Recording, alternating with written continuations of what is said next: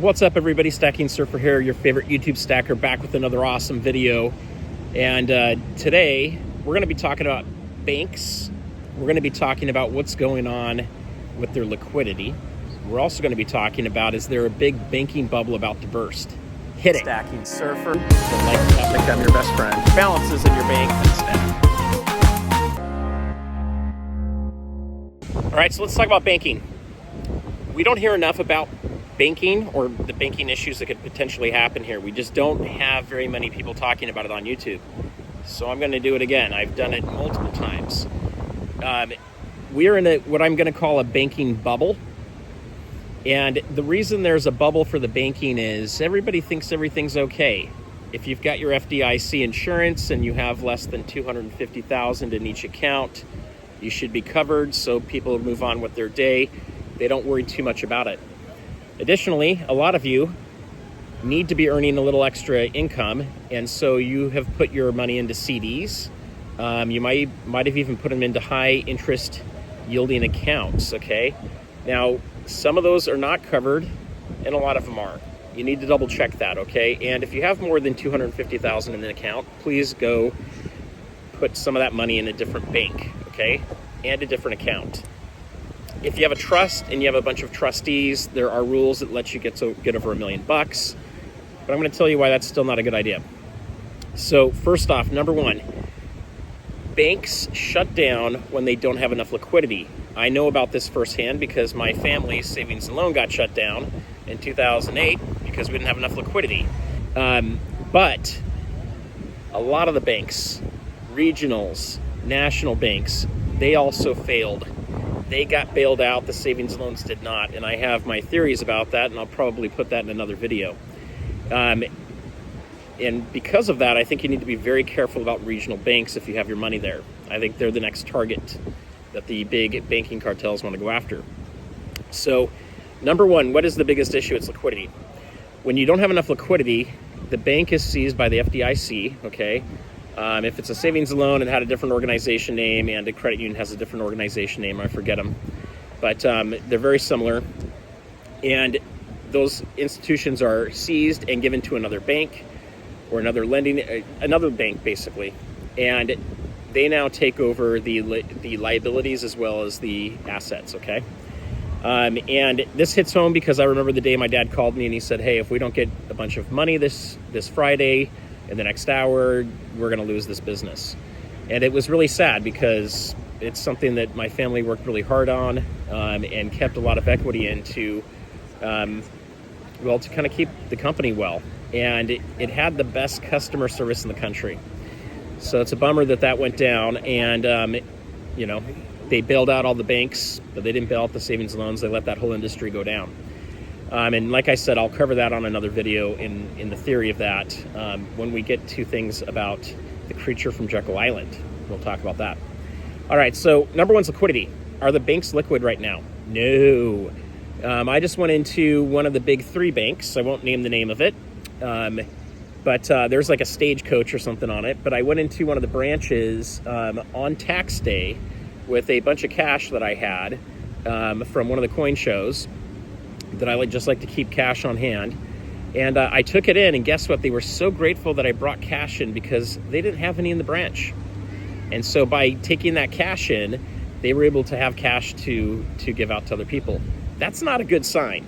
In addition to that, about 2 months ago, when I needed to order some more cash for a transaction I was making that had to do with precious metals, I had to reserve money, and it took over a week for it to come to me. My own money, couldn't get it out of the bank because they didn't have it, and they had to order it from the FDIC insurance, and that took over a week to get, okay? And it was banded in FDIC bans, so I know it came directly from there. The banks do not have a lot of liquidity right now. Where the banks really got themselves into trouble is back before the COVID crash came in 2020, and interest rates were super low still then. And then they did this again when rates were lowered again during COVID. They started buying bonds, and they were able to do that because they no longer were required to have 10% in reserves, okay? So that every dollar you go put into the bank, it becomes an IOU back to you. And you basically get an IOU. You don't actually have the recourse for the cash. And so if the bank goes under, you're not going to get your cash back. You're basically going to get an IOU from them, which is going to come in the form of a bail-in and basically a stock certificate in a failing bank. So that is something to be very aware of. But number one is liquidity. They don't have very much of that. They don't have to keep 10% anymore. Matter of fact, there's been many times where they've only had to have 0, and I believe we're still at that point. And then they went and put a lot of their cash that they had into these bonds at basically 1%, okay? And as interest rates went up, as we were coming out of the pandemic, you started to see that these bonds were becoming worth about 1/5 of what they paid for, okay, or 20% of what they bought them for. So they can't really liquidate them. New rules were changed to make it so banks wouldn't default and go out of business, because all of them would be right now if we had 2007 standards, which is very interesting. Okay, so that's number one. Number two, the banks lend out a lot of money for cars, okay? And we're having a lot of issues with people turning their cars in and not making payments, okay? Also, number three, credit cards, okay? Credit card debt is over $1 trillion in this country right now, and if it doesn't get paid back, the banks have problems, okay? And then number four we get into is home mortgages, okay? And I'm going to include that with seconds and also with equity lines of credit. Homes, luckily, are still pretty steady. Here in California, I think we're going up a little bit in our values, but we also didn't go up as high as a lot of other places in the country. And where you did see the most appreciation, we're starting to see 20-30% declines, okay? So that is starting to affect banks in those areas. So you need to be aware of your bank and your geography and what kind of business they maybe have done. All right, so how do we fix this? How do we deal with it? Okay, number one, don't have more than $250,000 in any given account unless you've got a trust, and then talk to your attorney on that and probably your CPA. I would spread it out. Personally, for me, I like to have less than 30 days worth of operating capital, or about 30 days of it.